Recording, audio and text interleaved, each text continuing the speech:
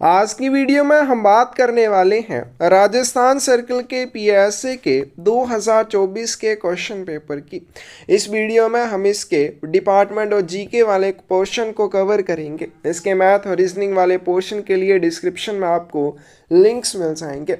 अगर आपको इन question papers की बुक्स चाहिए तो बुक भी मिल जाएगी। इसके अलावा आपको पीए के लिए, एमटीएस या पोस्टमैन के लिए थ्योरी वाली बुक्स चाहिए वो भी मिल जाएगी। इंपॉर्टेंट क्वेश्चंस की बुक चाहिए तो क्वेश्चन बुक आप ले सकते हैं। और अच्छे से आप तैयारी करना चाहते हैं, क्लासेस में जुड़ना चाहते हैं, 8627096166 के ऊपर आप हमें मैसेज कर सकते हैं। बुक्स लेने के लिए डिस्क्रिप्शन में साइट का लिंक मिल जाएगा, वहाँ से डायरेक्टली भी आप ऑर्डर कर सकते हैं या फिर सेम नंबर के ऊपर आप हमें मैसेज कर सकते हैं। और पर्यावरण को बचाने के लिए हमने और हमारी रोजी ने एक शुरुआत कर दी है पौधे लगाने की। इस जर्नी में आप भी हमारे साथ जुड़े। डिस्क्रिप्शन में चैनल का लिंक मिल जाएगा, उस चैनल को सब्सक्राइब करके आप हमारे साथ जुड़ सकते हैं। आपके जुड़ने से हमें मोटिवेशन मिलेगी और साथ आप पौधे लगाने की।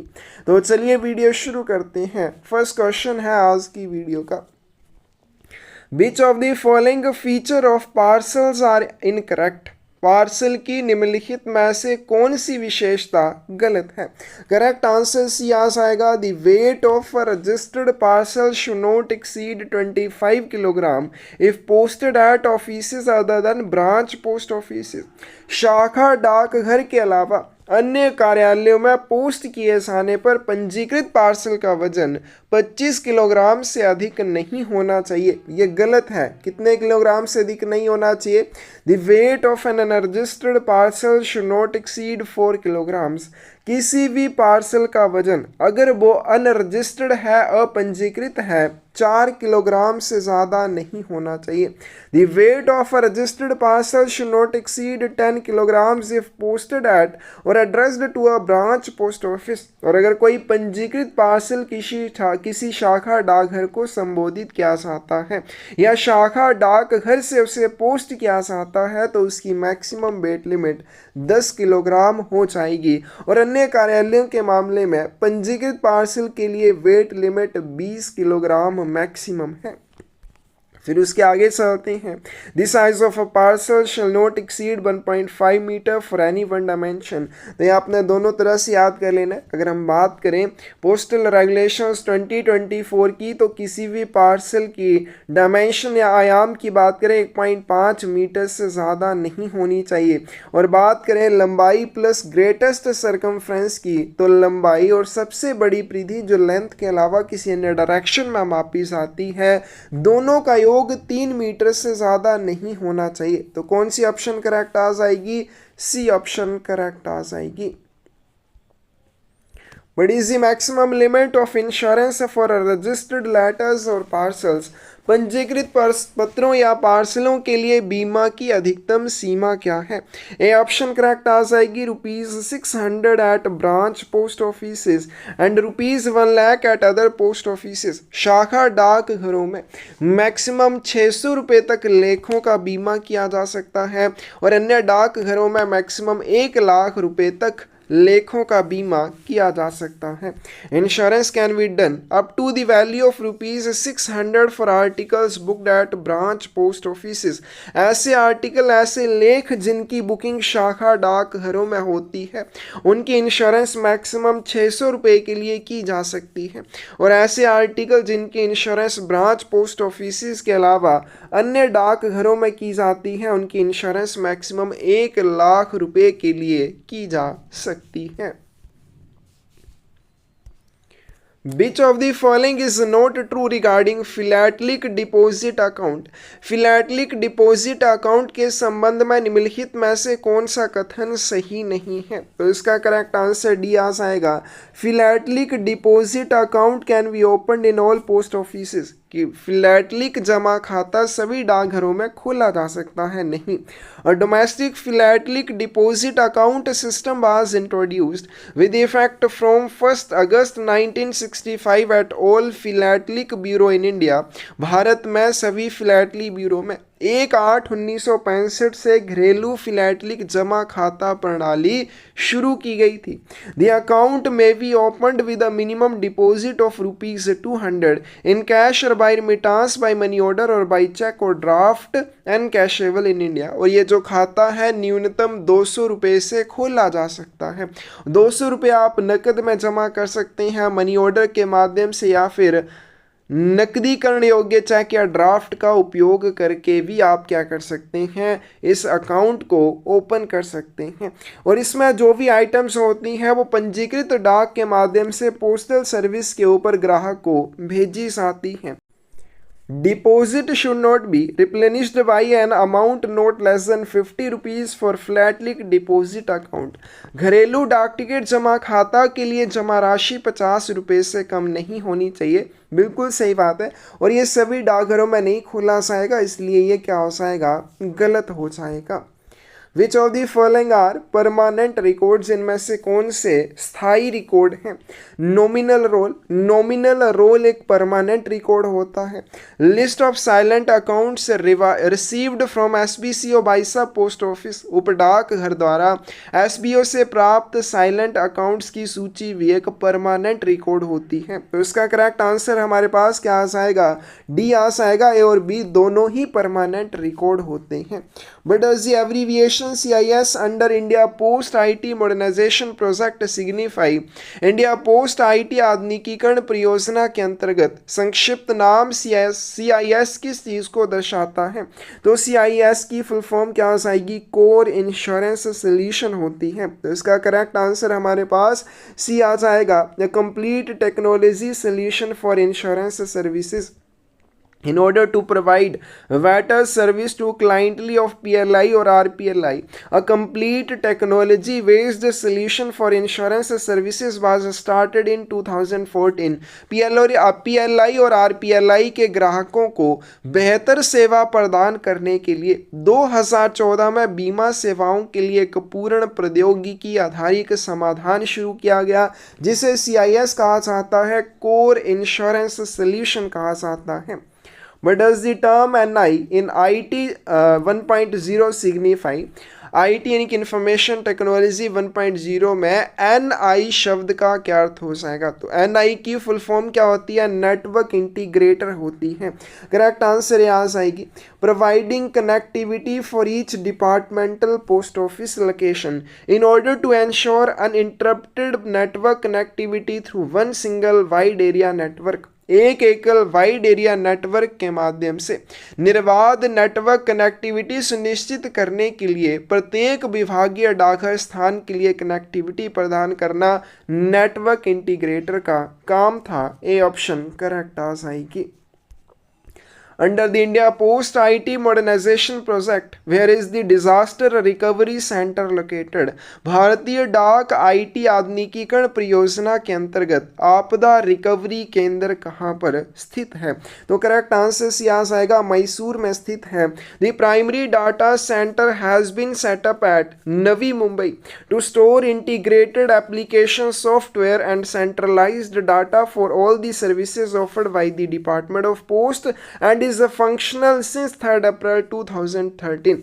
डाक विभाग द्वारा दी जाने वाली सेवाओं के लिए एकीकृत एप्लीकेशन सॉफ्टवेयर और केंद्रीकृत डाटा संग्रहित करने के लिए नवी मुंबई में प्राथमिक डाटा केंद्र स्थापित किया गया है और यह 3 अप्रैल 2013 से कार्यात्मक है।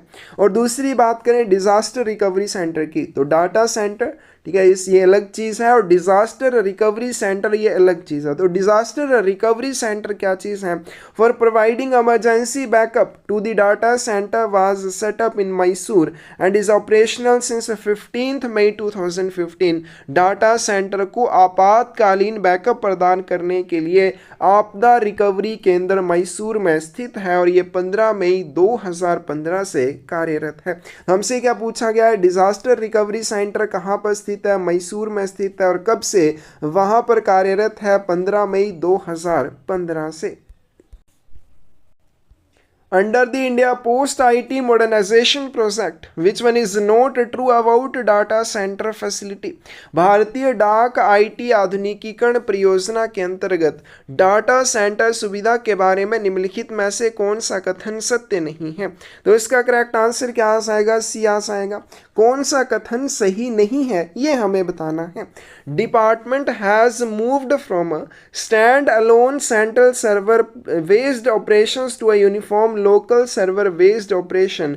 विभाग एकल केंद्रीय सर्वर आधारित परिचालन से एक समान स्थानीय सर्वर आधारित परिचालन की ओर अग्रसर हो गया है, जो कि गलत है। Department has moved from stand alone local server based operation to uniform central server based operation, ये करेक्ट है और ये क्या हो जाएगा? गलत हो जाएगा। और थर्ड वाली option, it is located at Mysore in departmental premises, तो ये जो हमारे पास डाटा सेंटर फैसिलिटी है कहाँ पर स्थित है? Operational from 3 April 2013 eight Navi Mumbai, 3/4/2013 से नवी मुंबई में कार्यरत है।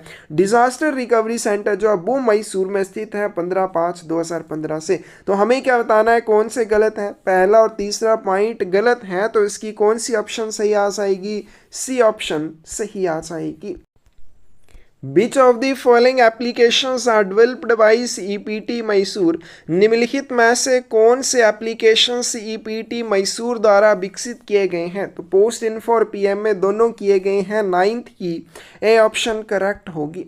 What is the toll free number of India Post Help Center aiming to assist general public? आम जनता की सहायता के लिए इंडिया पोस्ट हेल्प सेंटर का टोल फ्री नंबर क्या है? ए ऑप्शन करेक्ट आ जाएगी 1924 है। But does the term Darpan stands for? Darpan की फुल फॉर्म क्या होगी? Digital advancement of rural post office for new India. बहुत अच्छे से फुल फॉर्म याद करनी है। Who can open a new pension scheme account under all citizen model?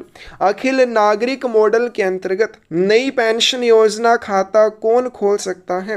तो इसका करेक्ट आंसर भी आ जाएगा citizen of India, whether resident or non resident and between 18 to 70 years. Bharat का नागरिक होना चाहिए, चाहे वो भारत में रहता हो या भारत में ना रहता हो, और उसकी आयु 18 से 70 वर्ष के बीच में होनी चाहिए, यानी कि उसके पास भारत की नागरिकता होनी चाहिए। और दूसरी बात, उसकी आयु 18 से 70 वर्ष के बीच में होनी चाहिए। The Postman mobile application has the following features? Postman mobile application में निम्नलिखित विशेषताएं हैं, तो इसका करेक्ट आंसर क्या आएगा? बी आ जाएगा। It captures the GPS coordinates of the location where delivery is done. जहां पे आप आर्टिकल का वितरण करते हैं, PMA क्या करता है? उस स्थान के GPS निर्देशांकों को कैप्चर करने का काम करता है। ये DPMS के साथ इंटीग्रेट नहीं है। एंड्रॉयड एप्लीकेशन इसे CEPT चेन्नई के द्वारा नहीं बनाया गया है। किसके द्वारा बनाया गया है? It is developed by CEPT centre for excellence in postal technology with the Mysore branch being the developer, not Chennai. तो इसे किसके द्वारा बनाया गया है? CEPT मैसूर के द्वारा, ना कि चेन्नई के द्वारा बनाया गया है। नेक्स्ट चलते हैं। With respect to digital life certificate, which of the following is not true?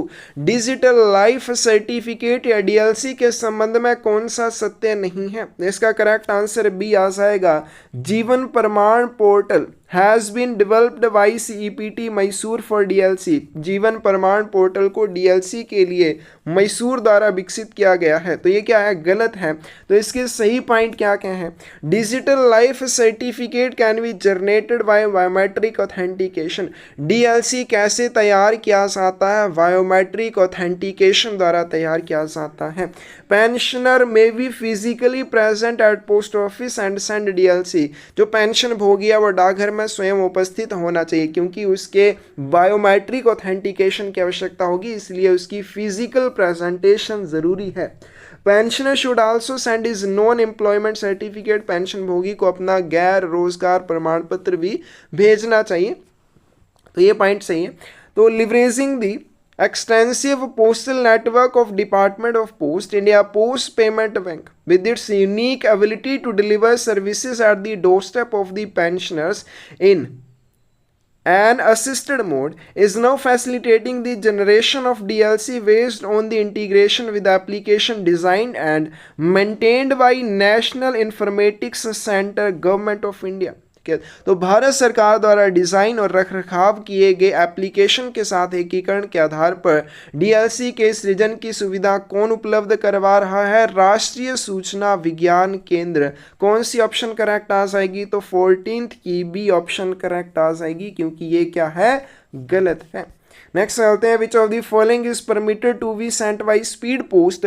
इनमें से किसे स्पीड पोस्ट के माध्यम से भेजने की अनुमति है? कॉइन भेज सकते हैं, करेंसी नोट, बैंक नोट भेज सकते हैं, लेकिन विशेष प्रयोजनों के लिए और इसके लिए आपके पास महानिदेशक डाक की अनुमति होनी चाहिए। तो कौन सी ऑप्शन करेक्ट आ जाएगी? डी ऑप्शन करेक्ट आ जाएगी। Which of the following is a feature of Sukanya Samriddhi account. इनमें से कौन सा सुकन्या समृद्धि खाते की विशेषता के बारे में सही है? Minimum deposit per year is ₹250। Sukanya Samriddhi के खाते में एक वर्ष में न्यूनतम आपको 250 रुपये जमा करने होंगे। Maximum deposit per year is ₹1.5 lakh और मैक्सिमम सुकन्या समृद्धि के खाते में एक फाइनेंशियल ईयर में 1.5 लाख रुपए जमा किए जा सकते हैं। Subsequent deposits should be in multiple of 50 rupees. पहले जब आप खाता खोलेंगे न्यूनतम 250 रुपये से खुलेगा, बाद में जब भी आप इसमें जमा करेंगे तो वो 50 रुपये के मल्टीपल में होना चाहिए। 50 रुपये, 100 रुपये, 150, 200, इस तरह से आप इसमें जमा कर सकते हैं। There is maximum limit of 10 deposits in 1 financial year, जो कि गलत हो जाएगा। एक वित्तीय वर्ष में इसमें आप जितनी बार चाहें उतनी बार जमा कर सकते हैं। तो 16th की कौन सी ऑप्शन करेक्ट आ जाएगी? फर्स्ट, सेकंड और थर्ड पॉइंट करेक्ट है। तो इसमें मिनिमम डिपॉजिट एक फाइनेंशियल ईयर में 250 रुपये करना होगा। मैक्सिमम आप 1.5 लाख रुपए जमा कर सकते हैं। अब ये जो 1.5 लाख रुपए आप जमा कर सकते हैं, कैसे करेंगे? 50 रुपये के मल्टीपल में करेंगे। अब इसको आप लमसम में भी कर सकते हैं, यानी कि एक मुश्त या एक बार में भी जमा कर सकते हैं, या मल्टीपल इंस्टॉलमेंट्स में भी कर सकते हैं, यानी कि कई किश्तों में भी ये राशि जमा करवाई जा सकती है। मैक्सिमम जमा करवाने की कोई भी लिमिट नहीं है। Confidential records and character sheets of officials who have died should be destroyed after how many years. तो इसको आपने एक बार देख लेना है। आफ्टर डेसिमाइज, तो किसी की भी अगर मृत्यु हो जाती है तो मृत अधिकारियों के जो गोपनीय अभिलेख या चरित्र पत्र होते हैं, उनकी मृत्यु के कितने वर्ष के बाद नष्ट किए जाते हैं? आई थिंक इसका आंसर 1 वर्ष के बाद होना चाहिए। इसको आपने क्रॉस चेक कर लेना है। The present limit of divisional heads for sanctioning claims arising out of loss और फ्रॉड केसेस। हानि और धोखाधड़ी के मामलों में उत्पन्न दावों को मंजूरी देने के लिए मंडल प्रमुख की वर्तमान सीमा क्या है? बी ऑप्शन करेक्ट आ जाएगी। 25,000 रुपये है, पहले ये सिर्फ 5,000 रुपये थी। The Deen Dayal Sparsh Yojana has been launched as a scholarship program for the following purpose. Deen Dayal स्पर्श योजना निम्नलिखित उद्देश्य हेतु छात्रवृत्ति कार्यक्रम के रूप में शुरू की गई है। तो इसकी सही ऑप्शन ए आ जाएगी। For the promotion of aptitude and research in stems as a hobby. क्या चीज़ है? यहाँ पे ये जो स्पर्श शब्द लिखा है उसकी फुल फॉर्म है। स्पर्श शब्द की फुल फॉर्म क्या है? Scholarship for promotion of aptitude and research in stems as a hobby. तो ये जो दीन दयाल स्पर्श योजना है एक स्कॉलरशिप प्रोग्राम है, छात्रवृत्ति योजना है, launched by the department of post, aims to promote philately among school children by providing scholarships to those who demonstrate aptitude for and research in stamps as a hobby। तो डाक विभाग द्वारा ये दीन दयाल स्पर्श योजना शुरू की गई, जो कि एक छात्रवृत्ति योजना है। इसका उद्देश्य क्या है? स्कूली बच्चों में डाक टिकट संग्रह को बढ़ावा देना है, और इसमें क्या किया जाता है? छात्रवृत्ति उनको दी जाती है। Which of the following limits for cash remittance is correct for a departmental employee accompanied by another departmental employee? एक विभागीय कर्मचारी के साथ दूसरे विभागीय कर्मचारी के जाने पर नकद प्रेषण की निम्नलिखित में से कौन सी सीमा सही है? इसका करेक्ट आंसर भी आ जाएगा। जब 2 डिपार्टमेंटल एम्प्लॉई एक साथ जाते हैं, उनके माध्यम से मैक्सिमम 10 लाख रुपए आप कह सकते हैं एक्सचेंज किए जा सकते हैं या कैरी किए जा सकते हैं। नेक्स्ट क्वेश्चन है विच of the following is not true about PLI और आरपीएलआई पॉलिसी।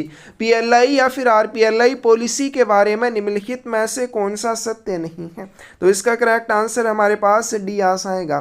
तो पहला पॉइंट क्या दिया हुआ है, policy lapses if premium is not paid for 6 months in case a policy has remained in force for less than 36 months। एक policy जो अभी 36 महीनों तक नहीं चली है, यानी कि उसके 36 महीने या 3 साल पूरे नहीं हुए हैं और लगातार 6 महीने तक आप उसमें प्रीमियम जमा नहीं करते हैं, तो पॉलिसी लैप्स हो जाएगी, बंद हो जाएगी। A policy lapses if premium is not paid for 12 months in case a policy has remained in force for 36 months and more। कोई भी पॉलिसी जिसके 3 वर्ष या 3 वर्ष से ज़्यादा का समय पूरा हो चुका है और अगर उस पॉलिसी के मामले में लगातार 12 किश्तें आप जमा नहीं करते हैं, 12 मंथ प्रीमियम जमा नहीं करते हैं, तो वो पॉलिसी भी क्या हो जाएगी, लैप्स हो जाएगी। Revival can be done only within 5 years of the date of first unpaid premium। अब किसी भी पॉलिसी को अगर रिवाइव करना है तो 5 वर्ष की अवधि के भीतर किया जा सकता है। 5 वर्ष की अवधि कब से गिनी जाएगी, जब आपने पहली बार प्रीमियम देना बंद किया, उस समय से लेकर 5 वर्ष की अवधि के भीतर आप इसको रिवाइव कर सकते हैं। और जब भी आप पॉलिसी को रिवाइव करेंगे, after credit of due premium with interest 12% पर एनुम पॉलिसी कैन बी रिवाइव्ड। तो पॉलिसी को रिवाइव करने के लिए बाद में आपको जब प्रीमियम देना पड़ेगा, उस प्रीमियम के ऊपर आपको 12% के हिसाब से इंटरेस्ट भी देना होगा, तभी वो पॉलिसी रिवाइव होगी। विच of the following is not true about Aadhaar services, इनमें से कौन सा आधार सर्विसेज के बारे में सत्य नहीं है। बी ऑप्शन करेक्ट आ जाएगी। Mandatory biometric update for age group 7 to 15 years is free of cost, जो कि गलत हो जाएगा। 7 से 15 वर्ष की आयु वर्ग के लिए अनिवार्य बायोमेट्रिक अपडेट निःशुल्क नहीं होता है। तो पोस्ट ऑफिस में आपको 2 तरह की आधार सर्विसेज दी जाती हैं, एक आधार एनरोलमेंट, दूसरी आधार अपडेशन।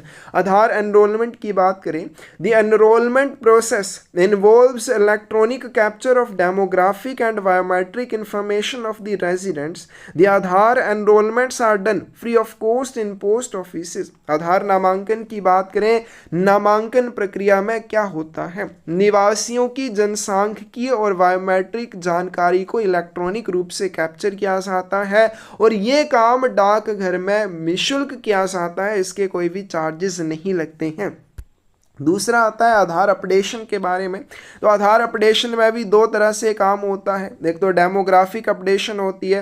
तो डेमोग्राफिक अपडेशन में क्या क्या हो सकता है, जैसे किसी ने नाम, email ID, mobile number, address, date of birth इत्यादि को अपडेट करना है, तो वो डेमोग्राफिक अपडेट में आएगा।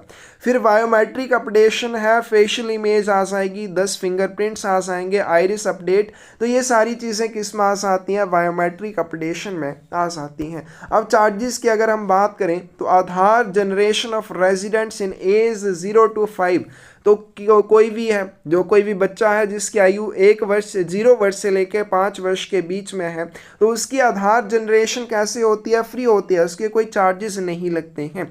फिर अगर उसके बाद की बात करें, Aadhaar generation of residents more than 5 years age is done free. 5 वर्ष से ज़्यादा के जो भी बच्चे होंगे उनकी भी आधार जनरेशन फ्री की जाती है। फिर आगे चलते हैं, ठीक है, ये हमने कर लिया कि जो आधार एनरोलमेंट है वो कैसे रहेगी, फ्री, उसमें कोई भी चार्जेस नहीं लगेंगे। अब बात करते हैं मैंडेटरी बायोमेट्रिक अपडेट की। तो किसी की आयु 5 से 7 वर्ष के बीच में है या 15 से 17 वर्ष के बीच में है, तो उसके लिए मैंडेटरी बायोमेट्रिक अपडेट फ्री होता है।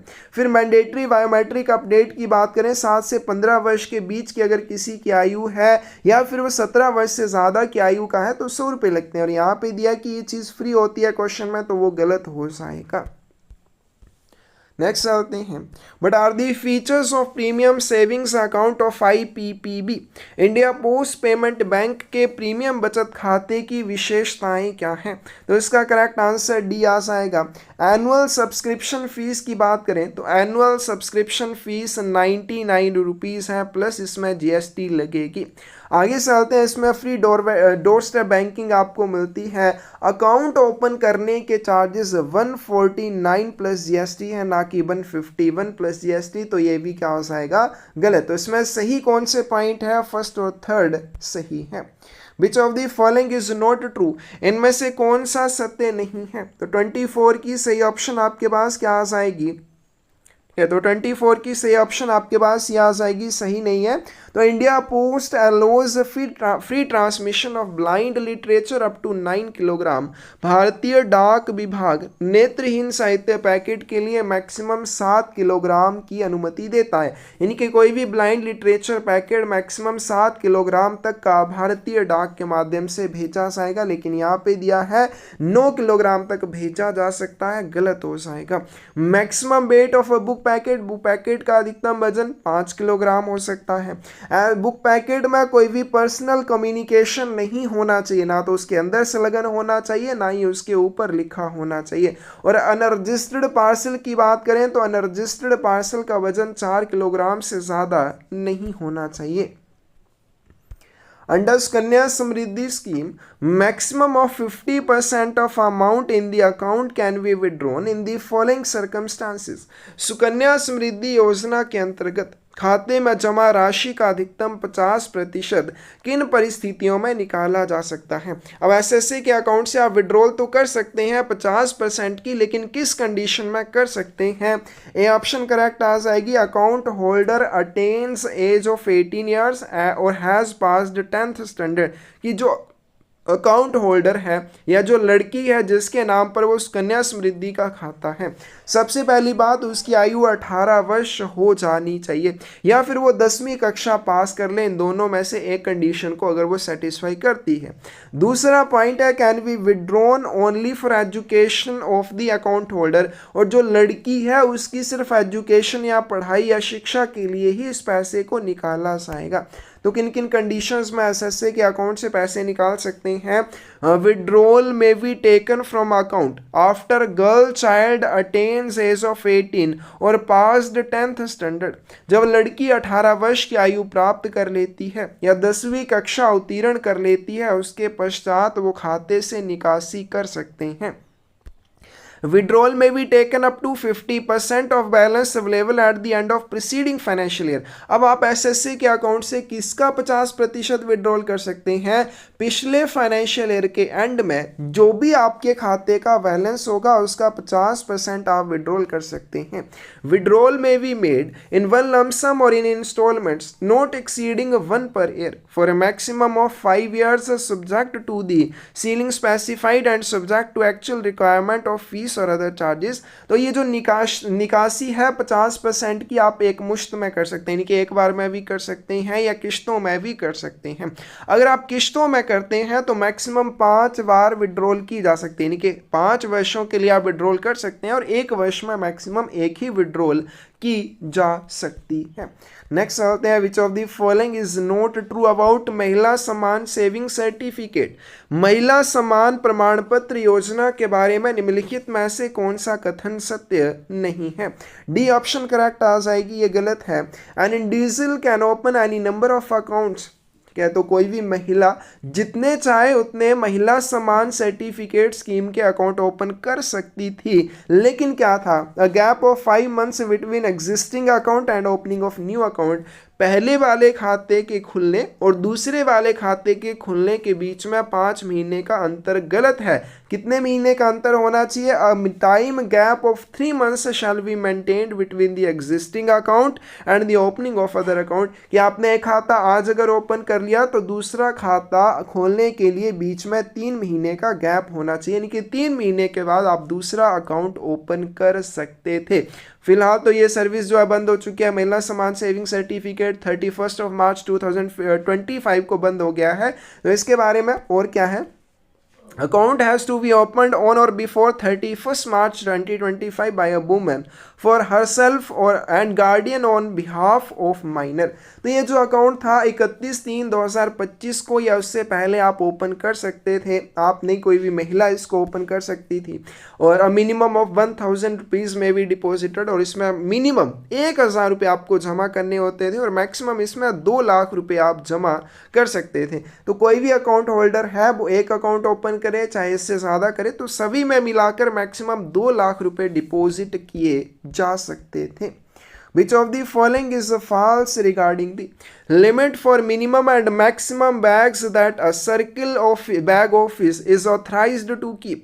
सर्किल बैग ऑफिस द्वारा रखे जाने वाले न्यूनतम और अधिकतम बैग की सीमा के संबंध में निम्नलिखित में से कौन सा कथन गलत है? तो 27 की सी ऑप्शन करेक्ट आ जाएगी। In case of deficit offices minimum number of bags are 3 times the number of bags dispatch. कमी वाले कार्यालयों के मामले में बैगों की न्यूनतम संख्या भेजे गए बैगों की संख्या का 3 गुना, ये गलत है। There is no limit on the maximum number of bags. किसी भी सर्कल बैग ऑफिस की बात करें तो किसी भी सर्कल बैग ऑफिस के लिए जो मैक्सिमम लिमिट है थैले रखने की, वो नो लिमिट, यानी कि वो जितने चाहे उतने थैले रख सकते हैं। For surplus offices, minimum number of bags are bags required for dispatched per day plus 10%। अधिशेष कार्यालयों के लिए बैगों की न्यूनतम संख्या किस प्रकार होगी? प्रतिदिन भेजे जाने वाले थैलों की संख्या प्लस 10%। अब यहाँ पे इसको समझते हैं थोड़ा सा क्या होगा। कुछ ऐसे कार्यालय होते हैं जहाँ पर आने वाले थैलों की संख्या ज़्यादा होती है और जाने वाले थैलों की संख्या कम होती है। अब जिसमें ज़्यादा थैले आएंगे और कम भेजे जाएंगे उसको हम कहेंगे सरप्लस ऑफिस। अगर इस तरह का कोई सर्कल बैग ऑफिस है जो सरप्लस ऑफिस यानी कि आने वाले थैलों की संख्या ज़्यादा है, जाने वाले थैलों की संख्या कम है, तो उसे मिनिमम अपने पास कितने थैले रखने होंगे? प्रतिदिन की आवश्यकता अगर उसको 100 थैलों की है तो उसको इसका 10% एक्स्ट्रा रखना होगा, यानी कि इसमें उसे 10% एक्स्ट्रा थैले रखने होंगे, यानी कि उसे 110 थैले अपने पास रखने होंगे। आगे बात करें मिनिमम की बात की और मैक्सिमम की बात करें, वो जितने चाहे उतने थैले अपने पास रख सकते हैं। अगर हम बात करें घाटे वाले कार्यालय कि उसमें जाने वाले थैलों की संख्या तो ज़्यादा है लेकिन आने वाले थैलों की संख्या कम है, तो वहाँ पर कितने थैले रखे जाएंगे? For circle bag office minimum number of bags require for dispatch per debt plus 10% for surplus offices. और अगर हम बात करें डेफिसिट ऑफिसेज की या घाटे वाले कार्यालयों की, 4 times the number of bags dispatched, ये एक दिन में अगर वो 10 थैले भेजते हैं, ठीक है, और क्या है घाटे वाले कार्यालय हैं कि उनके पास आने वाले थैलों की संख्या तो कम है लेकिन भेजे जाने वाले थैलों की संख्या ज़्यादा है, तो उनकी जो भी आवश्यकता होगी दिन की, अगर वो 10 थैले हैं तो इसका वो 4 गुना अपने पास रखेंगे, तो यानी कि 40 थैले अपने पास रखेंगे। तो 27 की सही ऑप्शन आपके पास क्या आ जाएगी? सी आ जाएगी कि जो आपके घाटे वाले कार्यालय हैं उन्हें अपने पास मिनिमम कितने थैले रखने होंगे? जो भी वो दिन में प्रेषित करते हैं थैले उसका 3 गुना उन्हें 4 गुना अपने पास रखना होगा। यहाँ पे 3 गुना दिया हुआ है। A mail office can not intercept or redirect an article except on authority of. एक मेल ऑफिस किसी लेख को किसके प्राधिकार के बिना रोक या पुनर्निर्देशित नहीं कर सकता है? बी ऑप्शन करेक्ट आ जाएगी। कोई भी मेल ऑफिस डायरेक्टर जनरल या हेड ऑफ सर्किल की अनुमति के बिना किसी भी आर्टिकल को ना तो इंटरसेप्ट करेंगे और ना ही रीडायरेक्ट करते हैं। बी ऑप्शन करेक्ट आ जाएगी। अब पोस्ट ऑफिस तो कर सकते हैं क्योंकि पोस्ट ऑफिस में आप भी काम करते होंगे तो आपने देखा है आप आर्टिकल की रिडायरेक्शन करते हैं, डिलीवरी करते हैं, आपको तो किसी की परमिशन नहीं चाहिए। लेकिन जो मेल ऑफिस होते हैं, अगर मेल ऑफिस ने किसी आर्टिकल को इंटरसेप्ट या रिडायरेक्ट करना है या फिर डिलीवरी उसकी करनी है तो इसके लिए डायरेक्टर जनरल या हेड ऑफ सर्किल की परमिशन की जरूरत होती है। नेक्स्ट चलते हैं। But is the period of preservation of order book of a mail office and a section. डाक कार्यालय या अनुभाग की ऑर्डर बुक के संरक्षण की अवधि क्या है? तो इसका करेक्ट आंसर डी आ जाएगा। 3 वर्ष के लिए इनको संभाल के रखा जाता है। विच of the following is not correct? इनमें से कौन सा सही नहीं है? A foreign post office is an office of exchange. विदेशी डाकघर विनिमय कार्यालय होता है, बिल्कुल सही। विदेशों में स्थित कार्यालयों के साथ डाक का आदान प्रदान करता है। A foreign post office does work of assessment of custom duty on foreign mails, विदेशी डाकघर विदेशी डाक पर सीमा शुल्क निर्धारण का कार्य भी करता है, बिल्कुल सही। सब foreign post office is also an office of exchange, गलत हो जाएगा।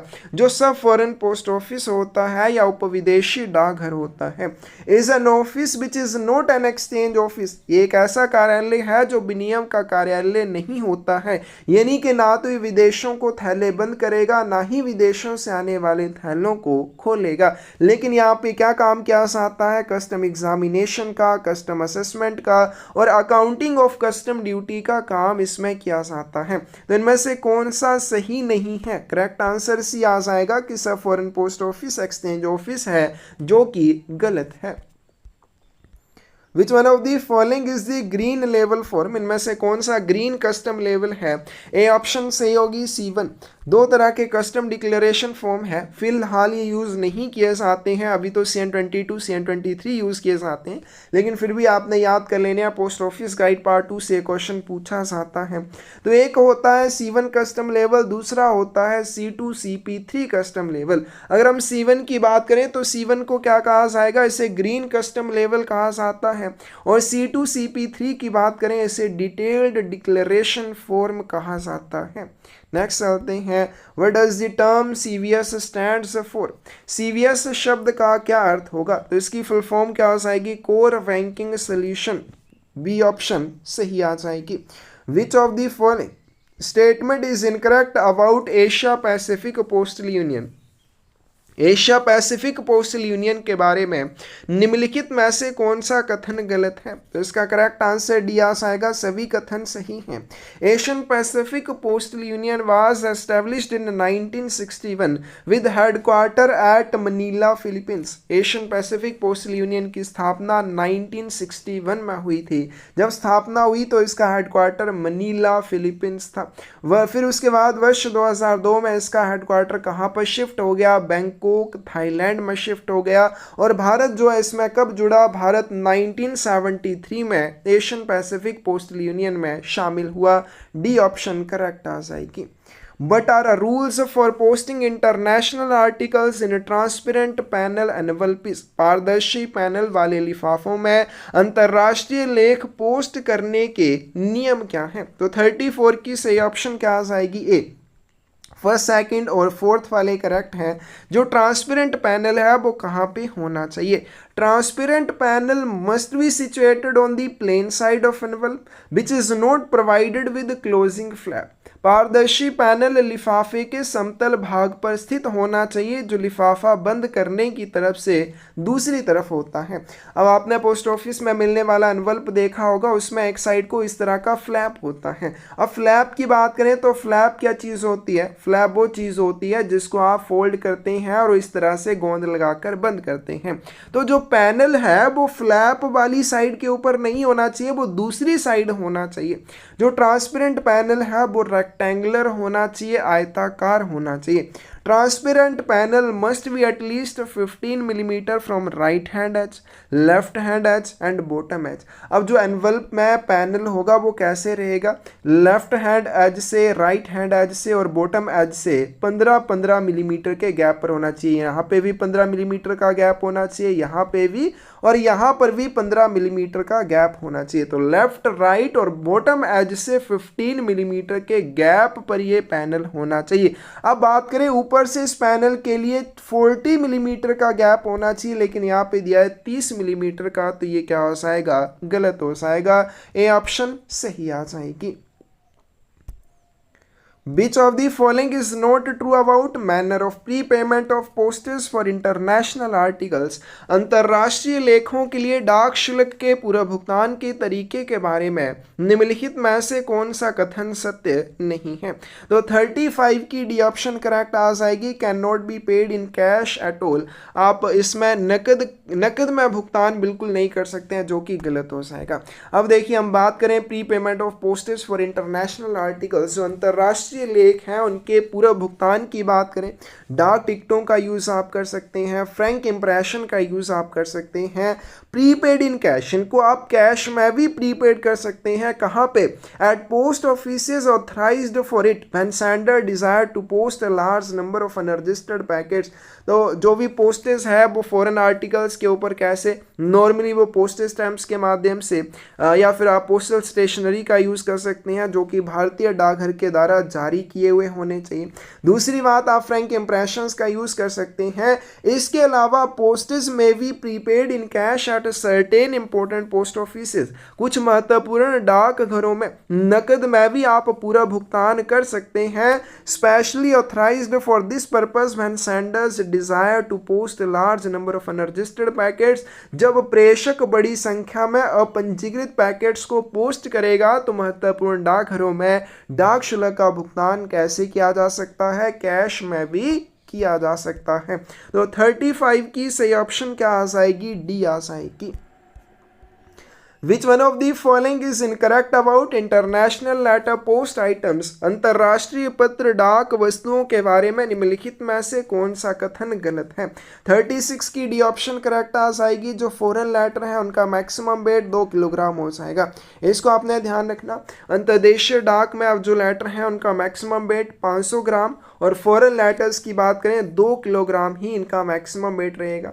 इनकी लंबाई, चौड़ाई और गहराई के योग की बात करें 900 मिलीमीटर, जो ग्रेटेस्ट डायमेंशन है वो 600 मिलीमीटर से ज़्यादा नहीं होनी चाहिए और लेटर की सरफेस मेजरिंग की बात करें 90 बाई 140 मिलीमीटर से कम नहीं होनी चाहिए। Which of the following is true for detention for post arrestant articles of international category? अंतर्राष्ट्रीय श्रेणी के पोस्ट अरेस्टेंट लेखों के लिए हिरासत के बारे में कौन सा सत्य है? तो 37 की करेक्ट ऑप्शन सी आ जाएगी। जो पोस्ट अरेस्टेंट आर्टिकल होते हैं अगर वो वैल्यू पेएबल आर्टिकल नहीं है तो उन्हें ऑफिस ऑफ डिलीवरी में मैक्सिमम 1 महीने की अवधि के लिए रोक कर रखा जा सकता है। और अगर वैल्यू पेएबल आर्टिकल्स की बात करें तो वैल्यू पेएबल आर्टिकल्स को मैक्सिमम 7 दिनों की अवधि के लिए रोक कर रखा जा सकता है। नेक्स्ट क्वेश्चन है international letter post articles containing dutiable goods of value more than ₹3,400। इस क्वेश्चन को आप स्किप कर सकते हैं। पोस्ट ऑफिस गाइड पार्ट 2 के अनुसार आपने करना है तो डी इसका आंसर आएगा। हालांकि ये गलत क्वेश्चन है क्योंकि ये चीज़ें अपडेट हो चुकी हैं। CN22 CN23 का यूज़ क्या आता है वो हमने कर लिया है, कब यूज़ किए जाते हैं, लेकिन यहाँ पे ये क्वेश्चन गलत है। आगे चलते हैं। The maximum limit adopted by India up to which foreign letters can be insured, भारत द्वारा अपनाई गई वह अधिकतम सीमा क्या है जिस तक विदेशी पत्रों का बीमा किया जा सकता है? बी ऑप्शन करेक्ट आ जाएगी। जो फॉरेन लेटर हैं उनकी इंश्योरेंस मैक्सिमम 10,000 रुपये तक भारत में की जा सकती है। अंतर्देशीय डाक की बात नहीं की है, अंतर्राष्ट्रीय डाक की बात की है। तो जो फॉरेन लेटर हैं मैक्सिमम 10,000 रुपये के लिए इंश्योर्ड किए जा सकते हैं। Which of the following living creatures are not permitted to be posted in foreign articles? कौन से ऐसे जीवित प्राणी हैं जिनको डाक वस्तुओं में, विदेशी डाक वस्तुओं में रख कर भेजने की अनुमति नहीं है? तो इसका करेक्ट आंसर सी आ जाएगा अर्थ वॉर्म्स या केंचुए आप डाक के माध्यम से नहीं भेज सकते। बीज, लीचीज और सिल्क वॉर्म्स को भेजने की अनुमति होती है। Under Import and Export Control Act, inquiries regarding import and export restrictions may be addressed to the आयात और निर्यात नियंत्रण अधिनियम के तहत आयात और निर्यात प्रतिबंधों के बारे में जानकारी किससे प्राप्त की जा सकती है? ऑप्शन करेक्ट आ जाएगी chief controller of imports and exports new Delhi. तो 41 की ऑप्शन करेक्ट आ जाएगी। आपको आयात निर्यात नियंत्रण अधिनियम के तहत कोई भी जानकारी चाहिए, उसके प्रतिबंधों के बारे में कोई भी जानकारी चाहिए तो मुख्य आयात एवं निर्यात नियंत्रक नई दिल्ली से प्राप्त कर सकते हैं। नेक्स्ट क्वेश्चन चलते हैं। तो ये राजस्थान सर्कल का क्वेश्चन पेपर है तो उनके सर्कल से रिलेटेड है। तो आपके सर्कल के बारे में कोई भी जानकारी अपडेट आती है तो उसको आपने ज़रूर कर लेना है। Under the bulk bag system for printed papers in case of international articles which one is true? अंतर्राष्ट्रीय लेखों के मामले में मुद्रित पत्रों के लिए बल्क बैग प्रणाली के तहत कौन सा सत्य है? तो 43 की डी ऑप्शन आपके पास करेक्ट आ जाएगी, फर्स्ट और सेकंड सही है। Each bag shall weigh not less than 5 kilogram. Bulk bag के लिए जो मिनिमम वेट लिमिट है वो कितनी है? 5 किलोग्राम, और मैक्सिमम इनका वेट 30 किलोग्राम हो सकता है। Application for bulk bag system should be made to head of division. Bulk bag system के लिए आवेदन मंडल प्रमुख को नहीं किया जाएगा, किसे किया जाएगा? Application for bulk bag facility should be made to head of circle through post office where it is proposed to post such bag with particulars for average amount per posting and frequency of such postings. तो जहां भी आप जिस भी डाकघर के माध्यम से बल्क बैग को पोस्ट करना चाहते हैं, तो बल्क बैग जिस भी डाकघर के माध्यम से आप पोस्ट करना चाहते हैं उसी डाकघर के माध्यम से आवेदन आपको हेड ऑफ सर्किल के पास भेजना होता है। फिर उसके बाद फोर्थ पॉइंट है, in case of any dispute regarding the licence. Licence के संबंध में किसी भी विवाद के मामले में matter will be referred to secretary post. ये भी गलत हो जाएगा, मामला सचिव डाक को भेजा जाएगा नहीं। अगर लाइसेंस के संबंध में कोई भी डिस्प्यूट या विवाद उत्पन्न होता है तो मामला डायरेक्टर जनरल को भेजा जाएगा और डायरेक्टर जनरल का डिसीजन ही इसके बारे में फाइनल रहेगा। The new post office will was initiated in which year? नया डाकघर विधेयक किस वर्ष शुरू किया गया था? क्वेश्चन का आंसर बी आ जाएगा 2023 में। Which among the following is not included in second class mail? इनमें से कौन सा द्वितीय श्रेणी की डाक में शामिल नहीं है? सी ऑप्शन करेक्ट आ जाएगी। लेटर और लेटर पोस्ट कार्ड ये किस में आते हैं? प्रथम श्रेणी की डाक वस्तुओं में आते हैं। Letter should not weigh more than, एक पत्र का वजन कितने से ज़्यादा नहीं होना चाहिए? ए ऑप्शन करेक्ट आ जाएगी, 500 ग्राम से ज़्यादा नहीं होना चाहिए। विच of the following is correct? इनमें से कौन सा सही है? करेक्ट आंसर ए आ जाएगा, a letter posted unpaid will be charge on delivery with double the postage. जब भी किसी पत्र को बिना डाक शुल्क के पोस्ट किया जाता है तो वितरण पर प्रीपेड दर का दोगुना भुगतान आपको करना होगा। यानी कि पहले अगर उस लेटर को पोस्ट करने के लिए 10 रुपये लगने थे, वितरण के समय आपको उसके लिए 20 रुपये का भुगतान करना होगा। Letter posted insufficiently prepaid is charged on delivery with triple the amount of deficiency. अगर कोई लेटर है उसको अपर्याप्त भुगतान के साथ पोस्ट किया जाता है कि 10 रुपये लगने थे, आपने सिर्फ 5 रुपये दिए, तो डेफिशिएंसी का 2 गुना लगता है, ना कि 3 गुना लगता है। तो कौन सी ऑप्शन करेक्ट आ जाएगी हमारे पास? ए ऑप्शन करेक्ट आ जाएगी। Which of the following cannot be attached with a postcard? इनमें से किसे पोस्ट कार्ड के साथ संलग्न नहीं किया जा सकता? तो बी ऑप्शन करेक्ट आ जाएगी। तो जो भी आपके पोस्ट कार्ड होते हैं उनके लिए डाक शुल्क का भुगतान करने के संबंध में आप डाक टिकट उनके ऊपर लगा सकते हैं। कोई एनग्रेविंग इलस्ट्रेशंस लेकिन बिल्कुल पतले पेपर पर और कार्ड के साथ बिल्कुल चिपके हुए होने चाहिए। फिर एक गम लगा हुआ लेबल जो कार्ड के साथ पूरी तरह से चिपका होना चाहिए और उसके ऊपर रेसिपेंट के या प्राप्तकर्ता का नाम और पता होना चाहिए। लेकिन envelope to cover the post card को कवर करने के लिए या ढकने के लिए कोई एनवल्प का यूज आप नहीं कर सकते हैं। Blind literature packets are not exempted from payment of following fees. दृष्टिहीन साहित्य पैकेटों को निम्नलिखित शुल्क के भुगतान से छूट नहीं दी गई है। करेक्ट आंसर सी आ जाएगा। जब भी ब्लाइंड लिटरेचर पैकेट भेजे जाते हैं एक्नॉलेजमेंट फीस नहीं लगती है, पोस्टेज चार्जेस रजिस्ट्रेशन फीस नहीं लगती है, fees for attested copy of receipt नहीं ली जाती है। लेकिन जब आप उसको हवाई डाक के माध्यम से भेजते हैं तो हवाई शुल्क का भुगतान आपको करना पड़ता है। Which condition is not applicable for registered newspapers?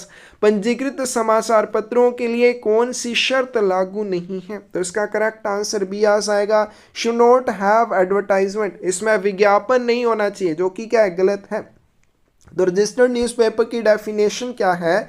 Registered newspaper is a publication consisting wholly or in great part of political or other news. कि एक रजिस्टर्ड न्यूज़पेपर एक ऐसा प्रकाशन है जिसमें पूरी तरह से या बड़े हिस्से में पॉलिटिकल या अदर न्यूज़ होती है, और ये एडवर्टाइजमेंट के साथ या बिना एडवर्टाइजमेंट के हो सकता है, यानी कि एडवर्टाइजमेंट भी हो सकती है, नहीं भी हो सकती है, दोनों ही कंडीशन हो सकती है, और ये अधिकतम 31 दिनों के अंतराल पर बड़ी संख्या में प्रकाशित होना चाहिए। तो इसका करेक्ट आंसर भी आ जाएगा। ये गलत है कि इसमें विज्ञापन नहीं होना चाहिए। आगे चलते हैं। द विजय स्तंभ of Chittorgarh was built by, Chittorgarh में विजय स्तंभ का निर्माण किसने करवाया था? राणा कुंभा ने करवाया था। बी ऑप्शन करेक्ट आ जाएगी।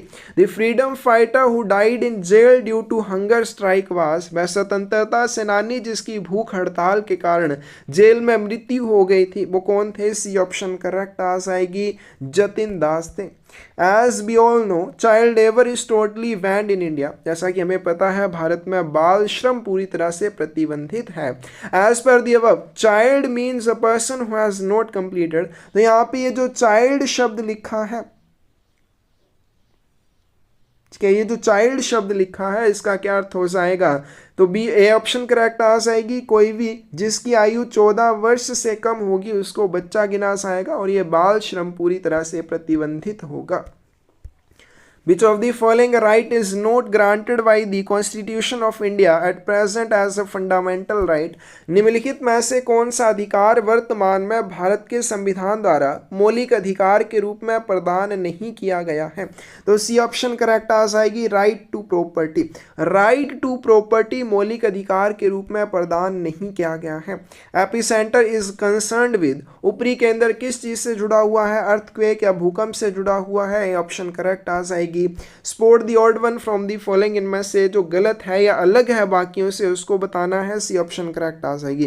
देखिए सुनामी, भूकंप या चक्रवात, साइक्लोन, अर्थक्वेक या सुनामी, ये सारी चीजें क्या है? प्राकृतिक आपदाएं हैं, लेकिन ये जो विंड वाइल्स होती हैं या पवन चक्कियां होती हैं आदमी द्वारा बनाई जाती हैं। Coffee is obtained from which part of plant, coffee पौधे के किस भाग से प्राप्त होती है? बी ऑप्शन करेक्ट आ जाएगी, सीड या बीज से प्राप्त होती है। Who is famously known as the father of Indian nuclear program, भारतीय परमाणु कार्यक्रम के जनक के रूप में किसे जाना जाता है? 58 की ए ऑप्शन करेक्ट आ जाएगी, होमी जे भाभा को जाना जाता है। If you have, you will be a trusted person because you will be seen as committed to your organization. अगर आपके पास क्या है? अगर आपके पास लॉयल्टी है, 59 की ऑप्शन करेक्ट आ जाएगी कि अगर आपके पास निष्ठा लॉयल्टी है तो आप एक विश्वसनीय व्यक्ति होंगे, क्योंकि आपको आपके संगठन के प्रति प्रतिबद्ध माना जाएगा। Strong means You have high sense of moral and ethical behavior that earns respect of others. किस चीज़ के मजबूत होने का अर्थ है कि आपके पास नैतिक और नैतिक व्यवहार की उच्च भावना है जो दूसरों का सम्मान अर्जित करती है। बी ऑप्शन करेक्ट आ जाएगी, स्ट्रॉन्ग करेक्टर या मजबूत व्यक्तित्व। तो ये था हमारे पास राजस्थान सर्कल का पीएसए का 2024 का क्वेश्चन पेपर। किसी भी क्वेश्चन में डाउट हो कमेंट सेक्शन में आप पूछ सकते हैं। अगर आपको इन क्वेश्चन पेपर्स की बुक्स चाहिए तो बुक्स भी मिल जाएंगी। इसके अलावा आपको एमटीएस पोस्टमैन या पीए की तैयारी करने के लिए थ्योरी की बुक्स चाहिए वो भी मिल जाएंगी। इंपॉर्टेंट क्वेश्चंस की बुक चाहिए तो क्वेश्चन बुक भी आप ले सकते हैं। बुक्स लेने के लिए या क्लासेस में जुड़ने के लिए आप हमें 8627096166 के ऊपर मैसेज कर सकते हैं। और पर्यावरण को बचाने की इस जर्नी में जिसमें हम ज़्यादा से ज़्यादा पौधे लगाने का प्रयास कर रहे हैं, आप भी ज़रूर जुड़ें। डिस्क्रिप्शन में चैनल का लिंक मिल जाएगा, उस चैनल को सब्सक्राइब कर लीजिए। देखिए रोजी भी आपको यही बोल रही है कि आप भी ज़रूर हमारे साथ इस जर्नी में जुड़ें ताकि हम ज़्यादा से ज़्यादा पौधे लगाएँ। धन्यवाद।